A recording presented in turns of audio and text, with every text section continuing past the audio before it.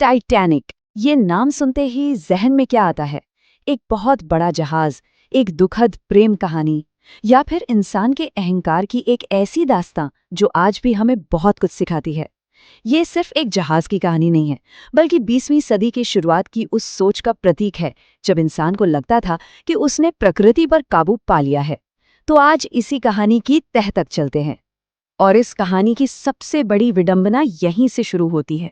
सोचिए, एक तरफ तो ये दावा कि ये जहाज कभी डूब ही नहीं सकता, मतलब प्रैक्टिकली अनसिंकेबल, और दूसरी तरफ एक हकीकत जो 12,500 फीट नीचे समंदर की गोद में सो रही है। यही तो इस कहानी का सबसे बड़ा विरोधाभास है। चलिए थोड़ा समय में पीछे चलते हैं। उस दौर में वो एक ऐसा जमाना था ना, जब चारों तरफ इंडस्ट्रीज का बोलबाला था। ऐसा लगता था मानो इंसान ने टेक्नोलॉजी के दम पर प्रकृति को भी जीत लिया हो। और इसी गुरूर का, इसी अहंकार का जीता जागता सबूत था टाइटैनिक। अब टाइटैनिक बना कैसे? इसकी जड़ें किसी खूबसूरत सपने में नहीं, बल्कि एक जबरदस्त बिजनेस राइवलरी में थीं। उस वक्त अटलांटिक में पैसेंजर शिपिंग का मार्केट मानो सोने की खान था, और इस पर कब्जा करने के लिए कंपनियों में जोरदार होड़ मची थी। तो इस रेस में दो बड़े खिलाड़ी थे। कुनार्ड लाइन, जो स्पीड के लिए जानी जाती थी, और दूसरी थी व्हाइट स्टार लाइन। अब व्हाइट स्टार लाइन ने एक स्मार्ट मूव खेला। उन्होंने सोचा, स्पीड में टक्कर देने से अच्छा है कुछ ऐसा बनाया जाए जो पहले किसी ने देखा ही ना हो। साइज और लग्जरी में बेमिसाल, मतलब सबसे तेज नहीं, बल्कि सबसे बड़ा, सबसे आलीशान। और इस विशाल सपने को जमीन पर उतारने के लिए, या कहें कि पानी में उतारने के लिए, बेलफास्ट में एक पूरी फौज लग गई। कोई 1-2 हजार नहीं, पूरे 15,000 मजदूरों ने इसे बनाने में अपना पसीना बहाया। जहाज के ढांचे को एक साथ जोड़ने के लिए करीब करीब 30 लाख कीलें लगाई गईं, रिवेट्स। और हाँ, यही वो कीलें थी जिन पर बाद में बहुत बड़े सवाल उठे। हम इस पर आगे बात करेंगे। और खर्चा, अगर आज के हिसाब से देखें तो इस तैरते हुए महल को बनाने में लगे थे $166 मिलियन। आप अंदाजा लगा सकते हैं कि उस जमाने में ये कितनी बड़ी रकम रही होगी। तो चलिए अब जहाज के डिजाइन की बात करते हैं। और ये बड़ा दिलचस्प है, क्योंकि जो चीज इसे अनसिंकेबल बनाने वाली थी, वही असल में इसकी बर्बादी का कारण बनी। तो ये अनसिंकेबल का टैग आया कहाँ से? ये आया वाटरटाइट कंपार्टमेंट्स के कॉन्सेप्ट से। आइडिया सिंपल था, जहाज को 16 हिस्सों में बांट दो। अगर किसी वजह से 2, 3 या 4 हिस्सों में भी पानी भर जाए, तब भी जहाज तैरता रहेगा। कागज पर तो ये फुल प्रूफ लगता था, है ना? लेकिन यहीं पर एक बहुत बड़ी, एक घातक भूल हो गई। इसे ऐसे समझिए जैसे कोई आइस क्यूब ट्रे हो।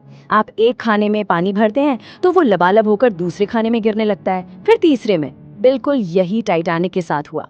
जो दीवारें इन कंपार्टमेंट्स को अलग करती थी, वो ऊपर तक सील नहीं थी। क्यों? क्योंकि ऊपर बड़े बड़े आलीशान हॉल और कमरे बनाने थे। मतलब लग्जरी के लिए सेफ्टी से समझौता कर लिया गया।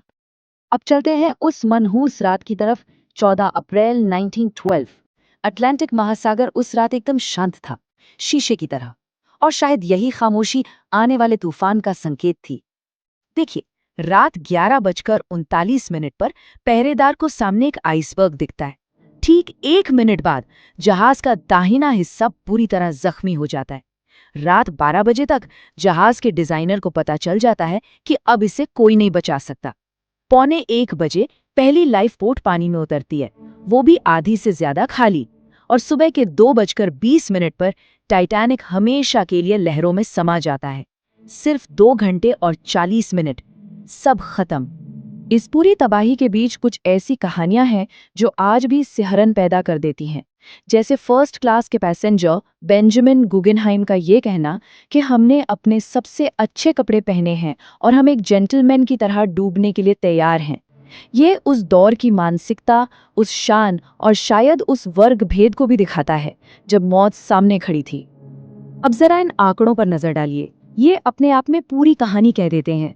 जहाज पर सवार लोग थे लगभग 2224, और लाइफ बोट्स में जगह थी सिर्फ 1178 लोगों के लिए, मतलब आधे से भी कम। और हकीकत तो और भी कड़वी है, बच पाए सिर्फ 705। ये सिर्फ एक हादसा नहीं था, ये एक ऐसी तबाही थी जिसे बड़ी आसानी से रोका जा सकता था। तो जहाज तो डूब गया, लेकिन उसकी कहानी वो आज भी जिंदा है, मिथकों में, सवालों में और कुछ बेहद जरूरी सबक में। तो चलिए अब जरा फैक्ट्स को फिक्शन से अलग करते हैं। एक बहुत ही पॉपुलर कॉन्स्पिरेसी थियोरी है कि असल में टाइटैनिक नहीं बल्कि उसका बहन जहाज ओलंपिक डूबा था। इंश्योरेंस के पैसे के लिए अदला बदली की गई थी। सुनने में ये काफी मसालेदार लगता है ना? लेकिन ये सच नहीं है। जब 1985 में मलबा मिला तो उस पर साफ साफ कंस्ट्रक्शन नंबर 401 लिखा था, जो टाइटैनिक का था। ओलंपिक का नंबर 400 था, तो केस क्लोज्ड। तो सवाल उठता है कि आखिर गलती हुई कहाँ? सच तो ये है कि कोई एक गलती नहीं थी, ये गलतियों की एक पूरी चेन थी। बर्फ की चेतावनियों को लगातार इग्नोर किया गया, पहरेदारों के पास दूरबीन तक नहीं थी, जहाज को मोड़ने में देर हो गई, लाइफ बोट्स की कमी तो थी ही, और तो और पास में एक जहाज था जो मदद कर सकता था, लेकिन उसका रेडियो ऑपरेटर सो रहा था। एक के बाद एक सब कुछ गलत होता चला गया। और आज समंदर की गहराइयों में भी टाइटैनिक की कहानी खत्म नहीं हुई है। अब प्रकृति अपना काम कर रही है, धीरे धीरे इंसान के बनाए इस लोहे के पहाड़ को वापस अपने में मिला रही है। वैज्ञानिकों को एक नया बैक्टीरिया मिला है, जिसका नाम भी जहाज के नाम पर रखा गया है, हेलोमोनास टाइटैनिके। ये बैक्टीरिया सचमुच टाइटैनिक के मलबे को खा रहा है। 100 साल से ज्यादा बीत गए, लेकिन अहंकार का ये सबक लगता है हम भूले नहीं हैं, और इतिहास खुद को दोहराता जरूर है। सोचिए, 1912 में कभी ना डूबने वाले स्टील के जहाज पर घमंड था, और 2023 में एक बिना टेस्ट किए हुए कार्बन फाइबर सबमर्सिबल पर भरोसा। वही टाइटैनिक का मलबा देखने जा रही टाइटन सबमर्सिबल की जो त्रासदी हुई, वो एक कड़वी याद दिलाती है कि टेक्नोलॉजी पर अंधा भरोसा आज भी उतना ही जानलेवा है जितना 100 साल पहले था। तो आखिर में एक सवाल बचता है, एक सदी से भी ज्यादा का वक्त गुजर गया, क्या हमने सच में ये सबक सीखा है कि इंसान की महत्वाकांक्षा चाहे कितनी भी बड़ी क्यों ना हो जाए, प्रकृति की ताकत हमेशा उसे उसकी सही जगह दिखा देती है। टाइटैनिक की कहानी सिर्फ एक जहाज की नहीं, ये हमारे अपने अहंकार की कहानी